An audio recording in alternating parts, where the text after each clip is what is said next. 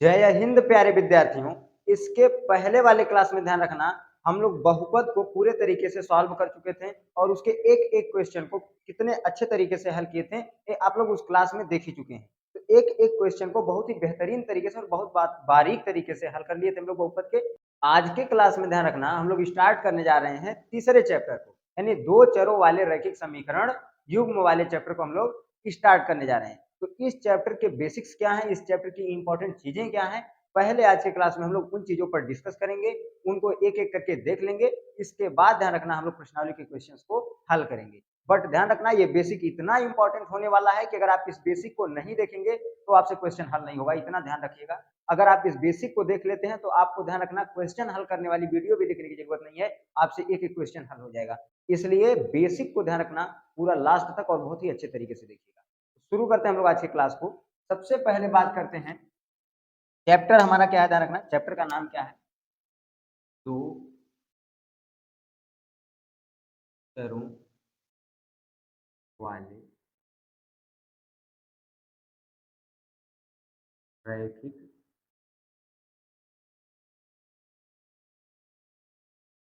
समीकरण। हमारा जो चैप्टर है, हमारे चैप्टर का जो नाम है वो क्या है, दो चरों वाले रैखिक समीकरण। ठीक,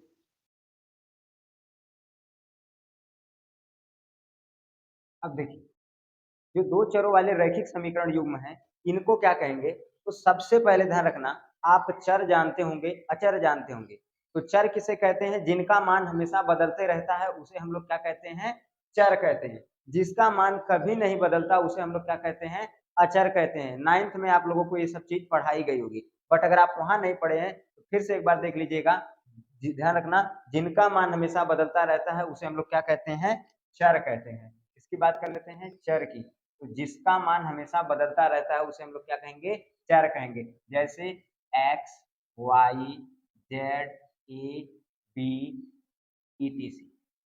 इस तरीके से जितने भी अक्षर आते हैं उनका मान हमेशा बदलता रहता है। आप देखे होंगे, कहता है क्वेश्चन कि फलाने के बाप की आयु इतना थी, इतना वर्ष बाद इतना हो जाएगी। तो इस वाले क्वेश्चन को हल करते समय ध्यान रखना, आप कहते हैं कि माना उसकी उम्र बराबर एक्स, उसकी उम्र बराबर वाई, ऐसा मान के आप क्वेश्चन लगाए भी हैं, तो इनको हल करने में ज्यादा समस्या ना आनी चाहिए। क्वेश्चन नॉर्मल है तो ज्यादा दिक्कत नहीं करेंगे हमारे हिसाब से। बट हाँ, बस इतना समझ लीजिए कि जिसका मान हमेशा बदलता है उसे हम लोग क्या कहेंगे, उसे हम लोग कहेंगे चर। क्योंकि ए बी सी डी या एक्स के जो भी अक्षर होते हैं इनका मान हमेशा बदलता रहता है, इनका मान अलग अलग आता है। इसलिए ध्यान रखना, हम लोग इन्हें किस कैटेगरी में रखते हैं, चर की कैटेगरी में रखते हैं। दूसरा ध्यान रखना क्या आता है, अचर। दूसरा क्या आता है, अचर। अब ध्यान दीजिए कि अचर किसे कहेंगे। तो ध्यान रखना, जिसका मान कभी भी नहीं बदलता उसे क्या कहते हैं, अचर कहते हैं। जैसे एक, दो, तीन, चार, ऐसे करके जितने भी अक्षर आएंगे उनका मान क्या होगा, अचर। उन्हें हम लोग अचर कहेंगे। क्यों, क्योंकि क्या एक के स्थान पे आप 5 लिख पाएंगे, एक के स्थान पे तो भाई एक ही रहेगा ना। अब एक बात बताओ, गाड़ी का कौनो नट खोलना है, उस नट को खोलने के लिए जहां 10 नंबर का रिंच लगेगा वहां 12 नंबर का पाना लगा के खोलोगे तो खुलेगा उसे सुना, लगभग नहीं करेगा, बड़ा पड़ जाएगा। तो इसीलिए ध्यान रखना, इसका मान कभी बदलने वाला नहीं है, क्योंकि अगर उस नट को आपको खोलना है तो आपको 10 नंबर का पाना लगेगा। तो इसलिए जहां एक है वहां एक ही रहेगा, जहां दो है वहां दो ही रहेगा, जहां तीन है वहां तीन ही रहेगा, कोई दूसरी गिनती वहां आने वाली नहीं है। तो इसलिए इस पर आप विशेष ध्यान दीजिएगा। जिसका मान हमेशा जो है बदलता है उसे चर कहेंगे, जिसका मान कभी नहीं बदलता है उसे अचर कहेंगे। इसको लेकर के आप कंफ्यूज आइएगा मत। ठीक, अब बात करते हैं आगे के टॉपिक को। चर हो गया, अचर हो गया। अब बात करते हैं कि दो चर वाले रैखिक समीकरण क्या होते हैं। देखो, अब ध्यान रखना, दो चर वाले रैखिक समीकरण की बात करते हैं, किसकी, दो चर वाले रैखिक समीकरण। ठीक, अब देखिए, जो दो चर वाले रैखिक समीकरण है ये क्या है, हम लोग इनके ऊपर बात कर लेते हैं, चर्चा कर लेते हैं। देखो, जो दो चर वाले रैखिक समीकरण है ये क्या है, जैसे आप लिख दिए 2x + 3y। तो देखो, x एक अलग चर है, y एक अलग चर है, x एक अलग चर है, y आपका एक अलग चर है, ठीक ना। अब प्लस में 5 कर दिए। अब देखो तो यह एक समीकरण बनके तैयार है। देखो यह एक समीकरण बनके अब आपका तैयार है। x अलग चर है, y अलग चर है, तो जब दो ठो यहाँ पे अलग अलग चर आए हैं तो इसे कहेंगे दो चर वाले समीकरण। देखो अभी रैखिक समीकरण नाम नहीं दिए हैं, रैखिक क्यों नाम देते हैं उसको भी बताएंगे आपको। पहले समझ लीजिए x एक अलग चर है, y एक अलग चर है, तो ध्यान रखना x यहाँ एक अलग चर आया है, y यहाँ पर एक अलग चर आया है, तो जब दो अलग अलग चर आए हैं तो इसलिए इसको कहते हैं दो चर वाले समीकरण। समझ में आ गया, दो चर वाले क्यों कहते हैं। अब रैखिक क्यों कहते हैं, तो जिसकी घात एक होती है उसे हम लोग कहते हैं रैखिक समीकरण, जिसकी घात दो होती है उसे कहते हैं द्विघाती समीकरण, जिसकी घात तीन होती है उसे कहते हैं त्रिघाती समीकरण। समझ में आया। तो जिसकी घात कुछ नहीं उसकी घात होती है एक, जैसे x की घात कुछ नहीं है मतलब एक, y की घात कुछ नहीं है मतलब एक, तो इसलिए इसे हम लोग क्या कहते हैं रैखिक समीकरण। तो कितने अलग अलग चर आए हैं, दो चर आए हैं, तो कहेंगे दो चर वाले रैखिक समीकरण। समझ में आ गया।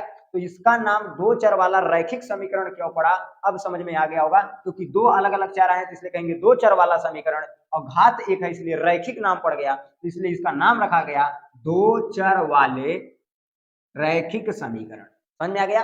अगर जैसे दे दिया 5x + 7y = 8, तब वो बतिया हुआ है, दो अलग अलग चर आए हैं, घात एक ही है, इसलिए कहेंगे दो चर वाले रैखिक समीकरण। समझ में आ गया। तो इस तरीके से आप पहचान जाएंगे। ठीक, अब तो आपको कंफ्यूजन नहीं आनी चाहिए कि क्यों इसका नाम दो चर वाला रैखिक समीकरण युग्म पड़ा। ठीक, अब तो आप पूरा आसानी से और पूरा अच्छे तरीके से आप इसको पहचान सकते हैं, कोई दिक्कत नहीं है। अब देखो इसके बाद हम लोग आगे के क्लास के ऊपर डिस्कस करेंगे। जैसे सबसे पहले हमारे पास ध्यान रखना दो समीकरण हम लेते हैं, जैसे 6x + 7y = 8। ठीक, और ध्यान रखना 5x - 3y = 2। हम दो समीकरण लेते हैं, एक एक पहला समीकरण है और ये दूसरा समीकरण है। अब ध्यान रखना आपको कुछ शब्द लिख लेने हैं, जैसे ए बी सी, नीचे भी लिख लेना है ए बी सी। ठीक, इसके बाद अब आपका काम क्या है, आपको क्या करना है, क्या याद रखना है। तो देखो इसके भी आगे 1 लगा लेना, इसके भी आगे 1 लगा लेना, इसके आगे 2 लगा देना, इसके आगे 1 लिख देना, इसके आगे 2 लिख देना, इसके आगे 1 लिख देना, इसके आगे 2 लिख देना। ठीक, अब आप क्या करेंगे, अब आपको क्या करना है आप इस पर ध्यान दीजिए। ठीक, अब आपको क्या करना है आप इस पर ध्यान दीजिए। अब आपको ज्यादा आइंस्टीन का दिमाग ना लगाना है। यक्स के आगे जो गिनती है, जो देखो एक वाले में है उनको ऊपर वाले में लिख देना, जो दो वाले में है उसको इस कैटेगरी में लिख देना। जैसे एक्स के साथ जो गिनती है वो यहाँ पर, वाई के साथ यहाँ पर, जो वाई के साथ शब्द लिखा है उसे यहाँ पर, जो अकेले है वो यहाँ पर आएगा, लेकिन इधर प्लस है इधर उठा के लाएंगे तो क्या हो जाएगा माइनस, इधर प्लस है इधर उठा के लाएंगे तो माइनस, तो इसलिए इसके आगे क्या लग जाएगा माइनस। देखो दो वाले में जो मिलेगा उसको नीचे वाले में लिखना है, 5 है तो यहाँ पे 5, y के साथ -3 दिख रहा है तो -3, ये ध्यान रखना दो इधर प्लस है इधर उठा के लाएंगे तो -2। समझ में आ गया। तो सबसे पहले आपको क्या निकालना है a1 a2 b1 b2 c1 c2। देखो a1 का मान कैसे निकालेंगे, तो जो समीकरण एक में से मिलेगा वो 1 1 वाले का मान मिलेगा, जैसे x वाले के साथ मिला तो a1, y वाले के साथ मिलेगा तो b1, और नॉर्मल बिना किसी एबीसीडी के अक्षर के मिलेगा तो c1 हो जाएगा। ठीक, इसके बाद हम बात करते हैं किस चीज की, ध्यान रखना समीकरण 2 से बात करते हैं। समीकरण 2 से 2 वाला मिलेगा, जैसे a2 b2 c2। ठीक, a2 b2 c2 समीकरण 2 वाले से मिलेगा। तो अब इसमें अगर हम देखेंगे a2 कौन है b2 कौन है c2 कौन है, तो x वाले के साथ a2, y वाले के साथ b2, अकेले है तो c2, कोई दिक्कत। ये चीजें आपको पहचान लेना है।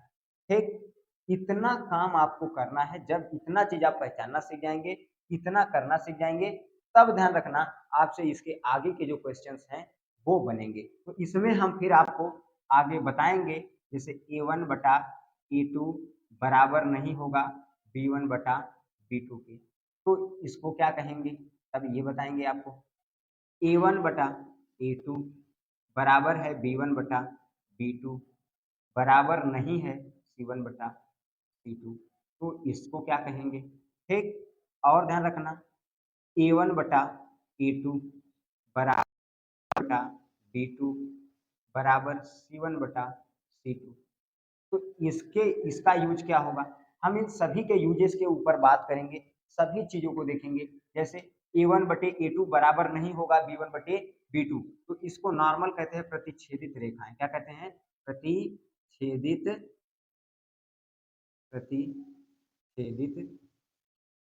रेखाएं। क्या कहते हैं? प्रतिच्छेदित रेखाएं।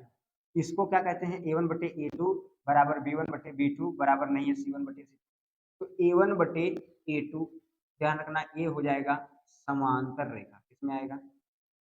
समांतर रेखा। ठीक। अब ध्यान रखना A1/A2 बराबर B1/B2 बराबर C1/C2 के ये आ जाएगा संपाती रेखा। संपाती रेखा। अब ध्यान रखना समान प्रतिच्छेदित रेखा क्या होती है, समांतर क्या होती है, संपाती क्या होती है, इनके ऊपर भी हम चर्चा करेंगे, इनको भी जानेंगे। बट ध्यान रखना आपको आज के क्लास में बस इतनी ही चीजें सीखनी थी। इतना चीजें आप सीख लीजिए, इतना आप दिमाग में बैठा लीजिए, फिर आगे हम इन चीजों के ऊपर डिटेल में चर्चा करेंगे और इनको बेहतरीन तरीके से समझेंगे। एक एक चीज को कहीं भी आपको दिक्कत होने वाली नहीं है और ना ही हम आपको कहीं पर दिक्कत होने देंगे। ये एक चीज को आपको पूरा बेहतरीन तरीके से समझेंगे। बस ध्यान रखना आप क्लास के लास्ट तक हमेशा बने रहिएगा और अच्छे से ध्यान रखना अपने पढ़ाई की तैयारी कीजिएगा। तो आशा करते हैं कि आज की क्लास में जितनी भी चीजें समझाए होंगे आपको अच्छे से समझ में आई होंगी। मिलेंगे नेक्स्ट वीडियो में, तब तक के लिए जय।